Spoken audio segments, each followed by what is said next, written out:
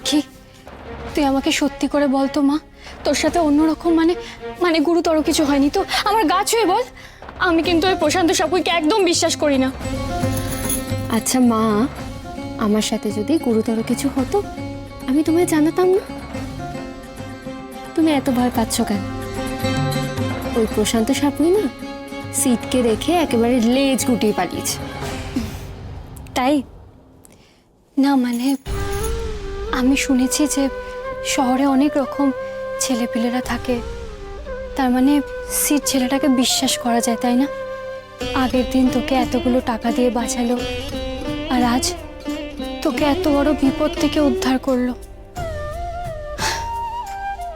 মা জানো তো, সিট না সবার থেকে একটু আলাদা। আজকেও দেখো না, আমার যাতে কোনো অসুবিধা না হয় ওই জন্য আমাকে পাড়ার মোড় অবধি পৌঁছে দিয়ে গেল। তুই কি বলতো? হ্যাঁ, ছেলেটা তোর জন্য এত কিছু করলো আর তুই মোড়ের মাথা থেকে ওকে চলে যেতে বললি, বাড়িতে আসতে বলতে পারলি না? না মা, ও আসছিল, আসলে আসার সময় রাস্তায় ওর একটা ফোন কল এলো, ও ওই জন্য চলে গেল, কিন্তু ও পরে একদিন আসবে বলেছে। হ্যাঁ, মনে করে ওকে আসতে বলবি। কি যেন নাম ছেলেটার? সিড। ওকে বলবি আমার মা তোমায় আসতে বলেছে, মনে থাকবে? মনে থাকবে মা।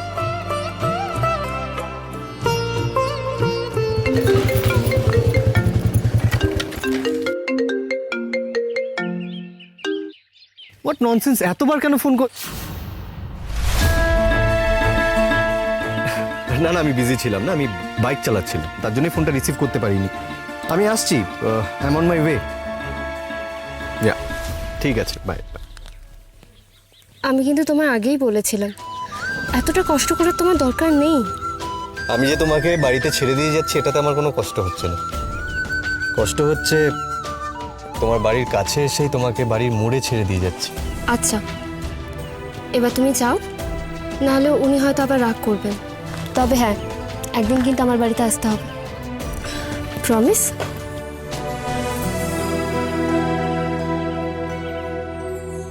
তুমি না বললেও আমি আসতাম।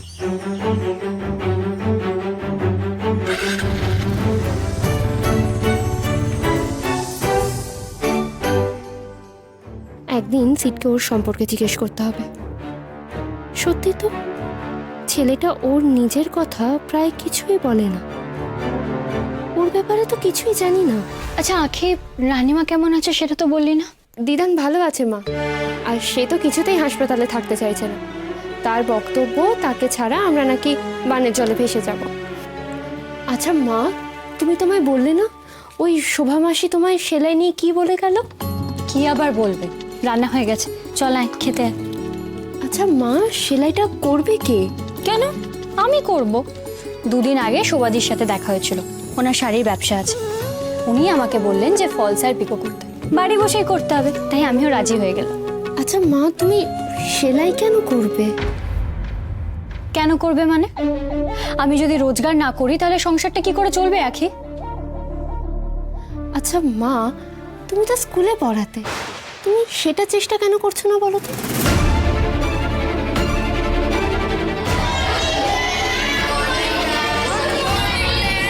তাহলে এবার এক এক করে তোমাদের নাম বলো।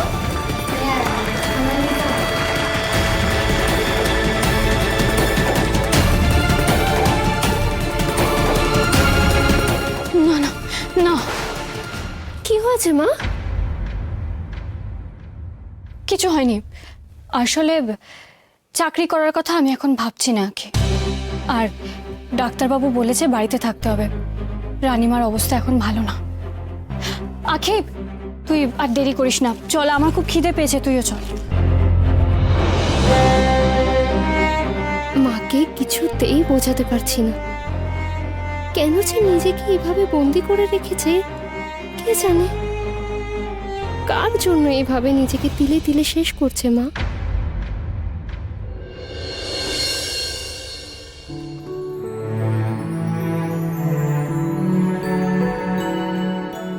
ভাই শোন, আমি বাড়িতে ফোন করে দিয়েছি, বলেছি তুই শোয়ের পরে আমার কাছে এসেছিস, রাতে খেয়ে দে তারপরে ফিরবি, ঠিক আছে? নে এবার একটু রিল্যাক্স কর তো।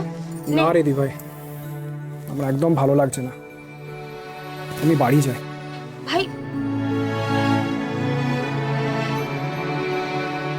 এ কি, তুমি কোথায় চললে?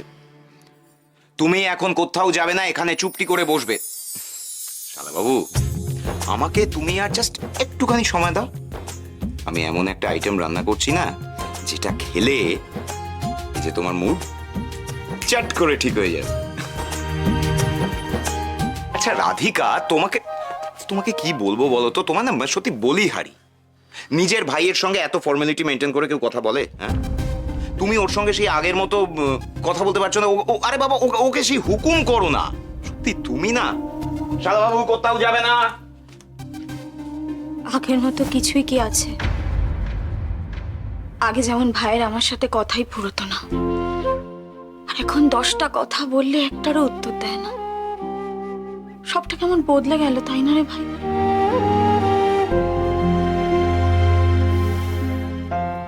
শুধু আমি কি আর বদলেছি রে দি ভাই? তোর আশপাশটা দেখতো, সবই কেমন বদলে গেছে।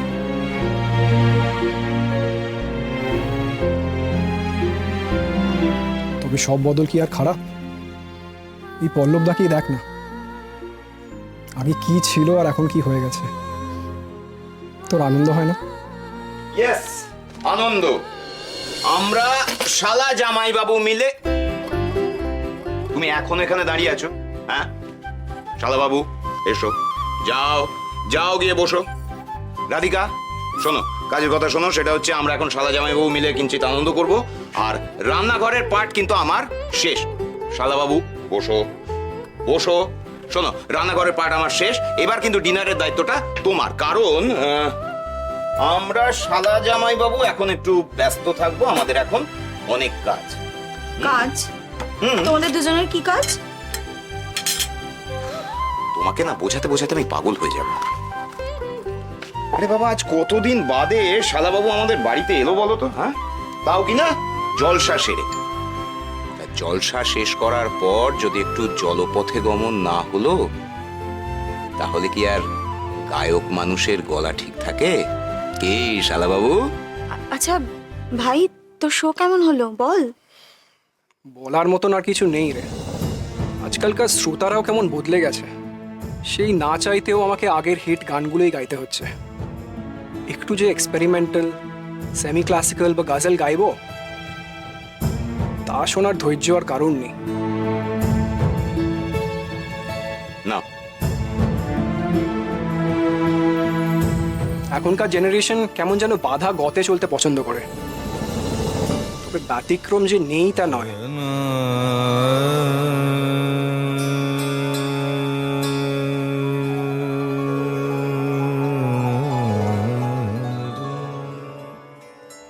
এই যেমন সিড, সুরের ওপর অদ্ভুত দখল ছেলেটার। ওর গায়কির ওপর বাবার যে কতটা প্রভাব। চেস।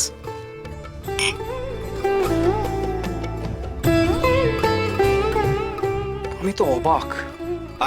আর একটা কথা হচ্ছে, এই সিড ছেলেটা কিন্তু গান ভীষণ ভালোবাসে।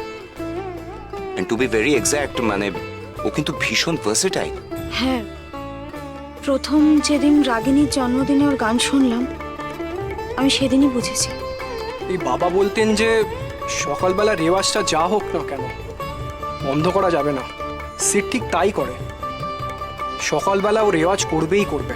তবে আমার কি মনে হয় জানিস ভাই, আমাদের পরের জেনারেশনকে নিয়ে এতটা জাজমেন্টাল না হওয়াই ভালো। হতেই তো পারে সিডের মতো আরো অনেকেই আছে। সে থাকতে পারে দি ভাই, তবে সিড ছেলেটা সত্যিই আলাদা। গান যেন ওর কাছে একটা সাধনা, সুর যেন ওর রক্তে মিশে আছে।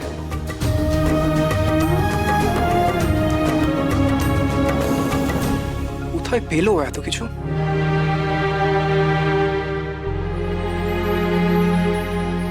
কাম অন সিড, আমি না ওই ছিচকা দুনে মেয়েদের মতো নই। আর কথায় কথায় রাগ করব, it's not my cup of tea. তবে হ্যাঁ, ব্রেকফাস্ট নিয়ে যখন গেছিলাম তোমার রুমে আর তুমি ছিলে না, সেটা দেখে মনটা একটু খারাপ হয়েছিল ঠিক, কিন্তু তা বলে তাই নিয়ে বসে থাকবো না। না,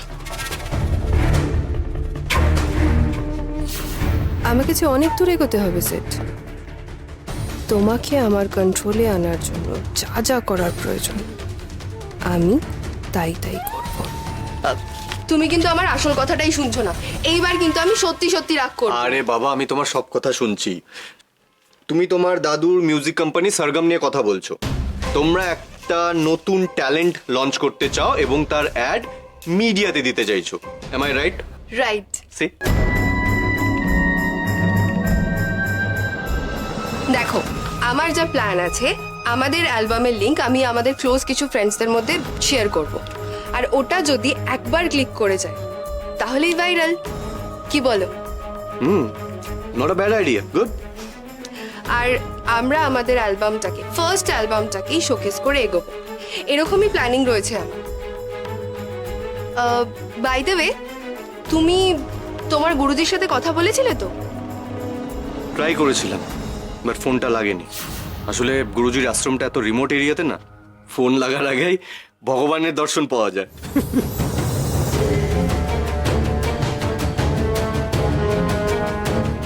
এত কিছু প্ল্যানিং করে কি লাভ বলো তো? আলটিমেটলি তো কিছুই হবে না। মানে কিছুই হবে না কেন? দেখো, আজকে সকাল থেকেই আমার মুডটা off. I was badly waiting for you.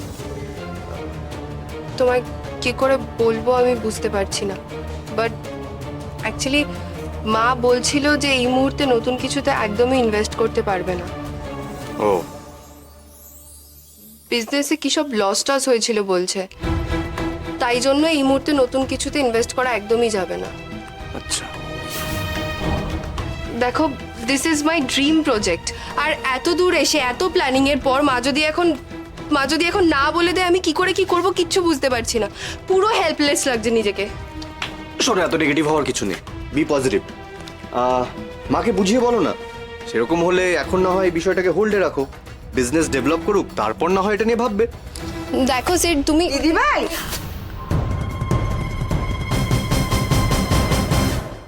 শীত তুমি আছো? ভালো হয়েছে। এই এই দেখো ফোনটা কি হয়ে গেল হঠাৎ করে, আমি তো কিছু বুঝি না। একটু দেখে দাও না তোমরা। ভালো মা, আমি এখন একটু সেটের সাথে কথা বলছি, আমি একটু পরে তোমার ফোনটা ঠিক করে দিচ্ছি। না মানে আমি তো ফোনের কিছু বুঝি না, তাই আর কি। তাছাড়া রোজ রাতে তো আমি ঠাকুরের গান শুনি, একটু দেখে দাও না। ভালো মা কি আমায় কিছু বলতে চায়? একটু আচ্ছা আচ্ছা, ঠিক আছে, দাও দাও দাও। আমি দেখছি, আমি দেখছি। তাড়াতাড়ি ওর সঙ্গে কথাটা সেরে ফেলতে হবে, কিন্তু রাগিনীর সামনে তো। ভালো মা আর আসার সময় পেল না, আমার পুরো প্ল্যানটাই ভেস্তে দিল। ভালো মা, তোমার ফোনে এমন কোন ইম্পর্টেন্ট কল আসবে শুনি যে একটু ওয়েট করতে পারছো না?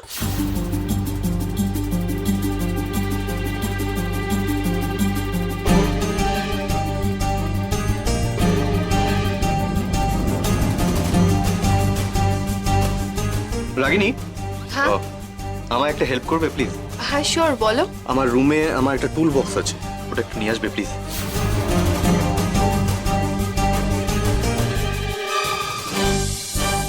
এই জন্যই আমার মাথাটা গরম হয়ে যায়।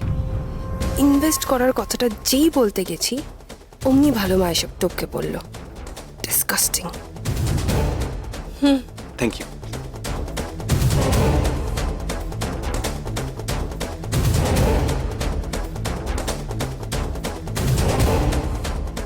একটু আগে তোমার গুরুজি আমাকে ফোন করেছিল। তাই? কি বললেন উনি? জানতে চাইলো যে তুমি তোমার কাজে কতদূর এগিয়েছো। গুরুজির এই কাজের বিষয়ে আমার সব থেকে বড় ড্রব্যাক হলো যে আমার কাছে অহনা ম্যাডামের কোনো ছবি নেই। উনি আমায় বলেছিলেন এই বাড়িতেই নাকি ওনার একটা ছবি পাওয়া যাবে। এই বাড়িতে? কখনো এই বাড়ি ছেড়ে চলে যাবার সময় সব পিছুটান ও মুছে দিয়ে গেছে বাবা। ও চাইনি ওর কোনো চিহ্ন এই বাড়িতে থাকুক। আর তারপর নক্ষত্র দাদুভাই যখন ওই ঈশিকাকে বিয়ে করে এই বাড়িতে নিয়ে এলো, ঈশিকা এসে অহনা সব জিনিসপত্র নষ্ট করে দিয়েছে। তাই বলছিলাম এই বাড়িতে গানঘর, হ্যাঁ গান ঘরে অহনার ছবি থাকলেও থাকতে পারে, কিন্তু গানঘর তো তালা দেওয়া, আর সেই চাবি তো তোমার গুরুজির সঙ্গে করে নিয়ে চলে গেছে।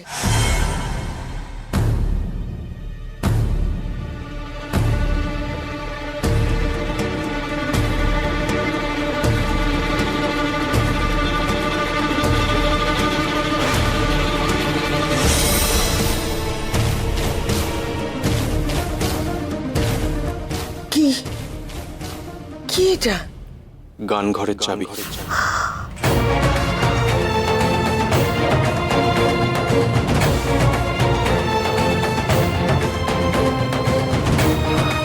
গুরুজি আমায় দিয়েছিলেন। উনি আমায় বলেছিলেন ঠিক সময় এলে উনি আমাকে এই চাবিটা কেন দিচ্ছেন সেটা আমি বুঝতে পারবো।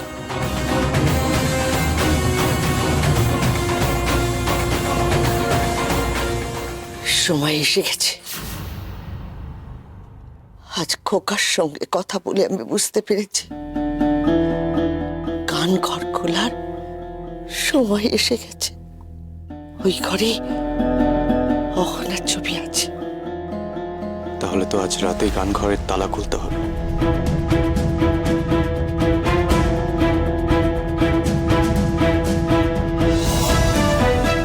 শুভ কাজে দেরি করো না। আমি জানি তুমি পারবে, তুমি নিশ্চয়ই পারবে। আমার অহনামাকে খুঁজে পার করতে তুমি পারবে।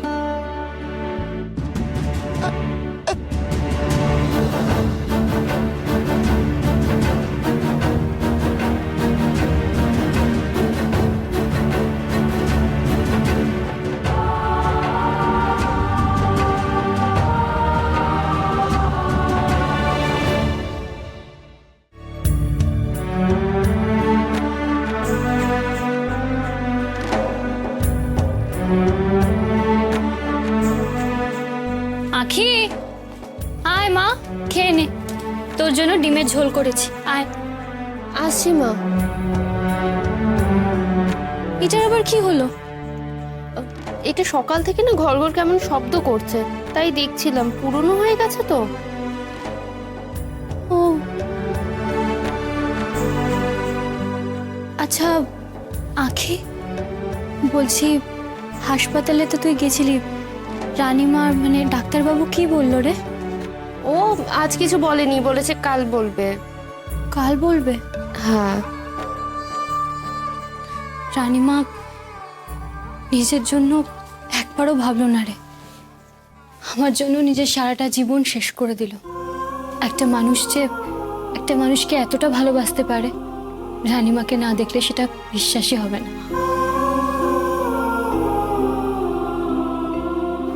মা, ডাক্তারবাবু তো বলেছেন অপারেশনটা হলেই দিদান পুরোপুরি সুস্থ হয়ে যাবে, তখন আমাদের কলকাতা আসাটাও সার্থক হবে।